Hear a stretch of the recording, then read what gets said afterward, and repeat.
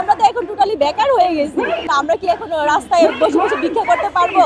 আমরা এখানে সবাই অনার্স মাস্টার্স কমপ্লিট করা, তাই না? আমাদের তো আমরা কি তাহলে পড়াশোনা করেছি? পড়াশোনাটা কি করা আমাদের পাপ ছিল বলেন? আজকে আমরা 4টা মাস যাবত আমরা আজকে এখানে অবস্থান করতেছি। আমরা আজকে চাকরি থেকে 4টা মাস যাবত আমরা চাকরিতে জয়েন করতে পারতেছি না। 4 মাস যাবত আমরা চাকরি হারা। আর গত 24টা দিন, আজকে 24টা দিন আমরা এখানে অবস্থান করতেছি। পারিবারিক সমস্যা তো অবশ্যই হচ্ছে। আজকে আমরা গত 24 দিন যাবত, আজকে নিয়ে 24 দিন যাবত এখানে অবস্থান করতেছি।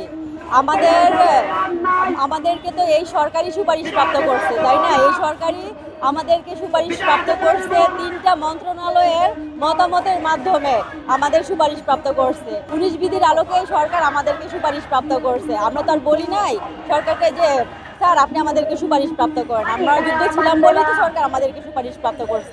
দেখেন এখন আমরা সুপারিশ প্রাপ্ত হয়েছি, হওয়ার পরে কিন্তু আমরা 6531 জন, এর ভিতরে আমাদের অনেক ভাই বোন চাকরিগুলো ছেড়ে দিচ্ছে। যে এই চাকরিগুলো আগে ওরা করতো 14 থেকে 20তম গ্রেডের সরকারি চাকরিগুলো তারা ছেড়ে দিয়েছে। ইভেন তারা যে বড় বড় বেসরকারি প্রাইভেট সেক্টরে চাকরি করতো ওই চাকরিগুলো কিন্তু তারা ছেড়ে দিয়েছে নতুন সরকারি চাকরিতে যোগদান করবে বলে। কারণ প্রাইমারি চাকরিটা হচ্ছে 13তম গ্রেডের চাকরি, সবাই তো চায় ভালোতে আসতে। তো এটা কি এখন দেখেন এই যে চাকরিগুলো ছেড়ে দিয়েছে, হঠাৎ করে আমাদের সব কিছুই কমপ্লিট হয়ে গেছে। মেডিকেল কমপ্লিট হয়ে গেছিল, তারপরে আপনার ড্রুপ টেস্ট কমপ্লিট হয়ে গেছিল, আমাদের সব ডকুমেন্ট সব কিছু জমা দেওয়া হয়ে গেছে। এখন সব কিছু কমপ্লিট হওয়ার পর আমরা কিন্তু জয়েনিং লেটারও পেয়ে গেছি, আমরা হাতে জয়েনিং লেটারও পেয়ে গেছি। এখন এত কিছু সব কিছু কমপ্লিট হওয়ার পরে এখন ওরা বলতেছে যে ফেব্রুয়ারির 6 তারিখে রায় আমাদের বিপক্ষে চলে গেছে। রায় কিভাবে আমাদের বিপক্ষে চলে যায়? কারণ যেহেতু 19 বিধিমালা এখনো আমাদের এখানে বহাল আছে, এখনো বিধিমালা তো এখনো চেঞ্জ হয় নাই, তাহলে রায় কোন যুক্তিতে চলে যায়? এখন আমাদের যে এই ভাইয়েরা আপুরা চাকরিগুলো ছেড়ে দিছে, ওদের সংসার আছে, বউ বাচ্চা আছে, তারপর বাবা মা আছে। আমরা কিন্তু এখানে 6531 জন, শুধু 6531 জনই না, এখানে কিন্তু আরো আমাদের পরিবার আছে। আপনি যদি এক একটা পরিবারে 10 জন করে কাউন্ট করেন, ঠিক আছে, তাইলে এটা দাঁড়াই গিয়ে 60,000-এর উপরে, 60,000 প্লাস হয়ে যায়। এতগুলো মানুষ আজকে আমরা রাস্তায় বসা, শুধু আমরা কিন্তু একদিন রাস্তায় বসা না। দেখেন আমার ভাই বোনেরা এখানে যে আন্দোলনে আসবে সেই আসার টাকাটা পর্যন্ত নাই, কারণ আমরা তো এখন টোটালি বেকার হয়ে গেছি, তাই না? আমরা কি এখন রাস্তায় বসে বসে ভিক্ষা করতে পারবো? আমরা এখানে সবাই অনার্স মাস্টার্স কমপ্লিট করা, তাই না? আমাদের তো আমরা কি তাহলে পড়াশোনা করেছি? পড়াশোনাটা কি করা আমাদের পাপ ছিল বলেন? আমরা এখানে সবাই অনার্স মাস্টার্স কমপ্লিট করে এসেছি। এখন আমরা তো আর রাস্তায় গিয়ে বসে থাকতে পারবো না, ভিক্ষা করতে পারবো না। আমাদের যে আগের চাকরিগুলো সবগুলো যে চলে গেছে, এখন ওইখানে তো আমরা যোগদান করতে পারবো না। তাহলে কি দেখেন কি হলো, আমাদের ওই চাকরিটাও গেল, এই চাকরিটাও গেল, তাই না? এখন আমাদের ভাইয়েরা, আমার বোনেরা, ওদের ঘরে খাবার জুটতেছে না। আজকে আমরা 4টা মাস যাবত আমরা আজকে এখানে অবস্থান করতেছি।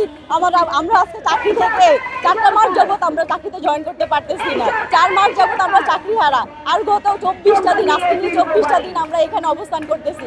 দেখেন পুলিশের জল কামান খাচ্ছি, টিয়ার শেল খাচ্ছি, লাঠি চার্জ খাচ্ছি। আমরা দেখেন এই যে আমার বোনদের চুলের মুঠি ধরে 8-10 জন পুলিশ একটা বোনের চুলের মুঠি ধরে নিয়ে যাচ্ছে, ট্রেনে হিস্টে নিয়ে যাচ্ছে, আমার বোনের জামা ছিঁড়ে ফেলতেছে। তার মানে কি আমরা কি আসলে আমাদেরকে পড়াশোনা যে করছি, অনার্স মাস্টার্স যে কমপ্লিট করছি, এটা কি আমাদের কি কোনো যোগ্যতা নাই এসব দেখার জন্যই, এগুলো করার জন্যই? মানে আমরা কেন এরকম হেনস্থার শিকার হব? দেখেন আমরা কিন্তু বলি নাই সরকারকে যে আমাদেরকে যে স্যার আপনি আমাদেরকে নিয়োগ দেন, তাই না? আমাদের বিধিমালা ছিল, সকল আইনি প্রক্রিয়া ছিল, বিদায় উনি আমাদের 3টা মন্ত্রণালয়ে, প্রাথমিক গণশিক্ষা মন্ত্রণালয়, জনপ্রশাসন মন্ত্রণালয়, তারপরে আইন মন্ত্রণালয়, 3টা মন্ত্রণালয়ের মতামতের মাধ্যমেই কিন্তু আমাদের রেজাল্টটা দিছে। এমন তো না যে আমাদের রেজাল্টটা স্বৈরাচারী সরকার দিয়ে গেছে, সেটাও কিন্তু না। দেখেন এই ইউনিট সরকারই তো আমাদেরকে দিয়েছে, তাহলে কেন আজকে আমরা এই হেনস্থার শিকার হব? কেন আমরা রাস্তার এই ধারে ঘুরবো? আজকে 24টা দিন আমরা এখানে অবস্থান করতেছি, খেয়ে না খেয়ে। আমাদের কিন্তু আমরা একবেলা খেতে পারি না, আরেক বেলা খেতে পারি না। শুধু আমরা আমাদের মানসিক দূরের কারণে এখানে অবস্থান করতেছি। কোনো প্রশাসন আমাদের সাথে কোনো যোগাযোগ করতেছে না। আপনার উপদেষ্টা মণ্ডলী, আমাদের প্রধান উপদেষ্টার কাছ থেকে কোনো আশার বাণী আমরা শুনতেছি না।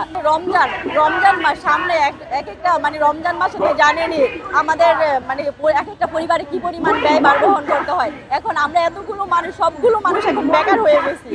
সবগুলো মানুষ আমরা আগের চাকরিগুলো ছেড়ে একদম টোটালি নিঃস্ব হয়ে গেছি। এখন আমরা কি মানে মানুষের কাছে গিয়ে হাত পাতবো?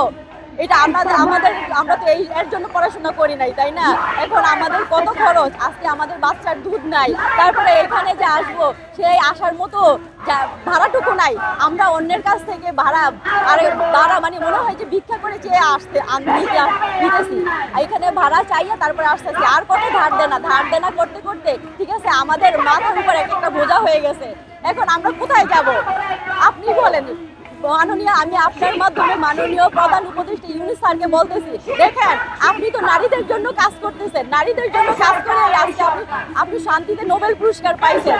আমরা আপনাকে সবচেয়ে ভরসার পাত্র মনে করি। আপনি ছাড়া এখন আমাদেরকে আর কোনো উপায় নেই, ঠিক আছে? আপনি তো কখনোই চাবেন না আপনার দেশটা একটা বৈষম্যের শিকার হোক। স্বাধীন বাংলাদেশে, 24-এর বাংলাদেশে এসে আমরা কেন এরকম বৈষম্যের শিকার হব?